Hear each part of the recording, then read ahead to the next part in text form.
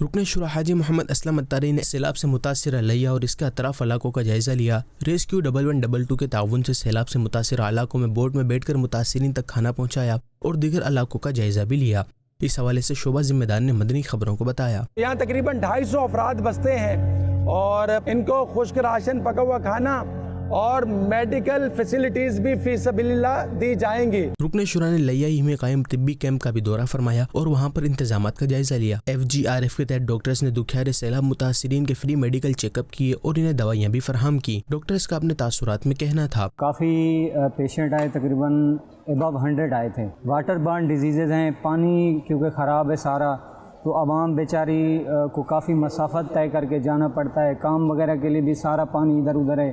باقی اللہ تعالیٰ سے دعا ہے کہ اللہ پاک FGRF کو، دعوت اسلامی کو ماشاءاللہ دن دگنی رات چگنی ترقی عطا فرمائے۔ دعوت اسلامی کے کولیبریشن سے فلڈ ریلیف کیمپ لگایا ہے جس میں ہم جانوروں کو مختلف موذی امراض کے ادویات دے رہے ہیں۔ اس کے علاوہ مختلف ڈی ورمنگ، جو جانوروں کے پیٹ کے کیڑے ہیں، جانور جو بیمار ہیں ان کے گھر گھر جا کے ہم ان کا علاج معالجہ کر رہے ہیں۔ رکن شورا و دیگر ذمہ داران نے اس طبی کیمپ پر علاج کی غرض سے آنے والے سیلاب متاثرین میں کھانا بھی تقسیم کیا۔ رکن شورا حاجی محمد اسلم اتاری نے مدنی خبروں سے گفتگو کرتے ہوئے بتایا جاتا ہے کہ تقریباً 30 سے زیادہ بستیاں جو ہے افیکٹڈ ہوئی ہیں، یہاں پانی کی زد میں آئی ہیں اور اس وقت بھی جو ہے روڈ پر بھی پانی ہے۔ دعوت اسلامی کا ساتھ دیں، انشاءاللہ ہم آپ کا دیا ہوا سامان، رقم، جو بھی چیزیں ہوں گی انشاءاللہ حقداروں تک پہنچانے کی بھرپور کوشش کریں گے۔ بعد میں رکن شورا حاجی محمد اسلم اتاری نے ذمہ داران سے ملاقات فرمائی اور امدادی کاموں کے حوالے سے مدنی خبروں کو بتایا۔ ہمارے سینکڑوں کیمپس جو ہیں پنجاب بھر میں لگے ہوئے ہیں، مختلف شہروں میں لگے ہوئے ہیں اور الحمدللہ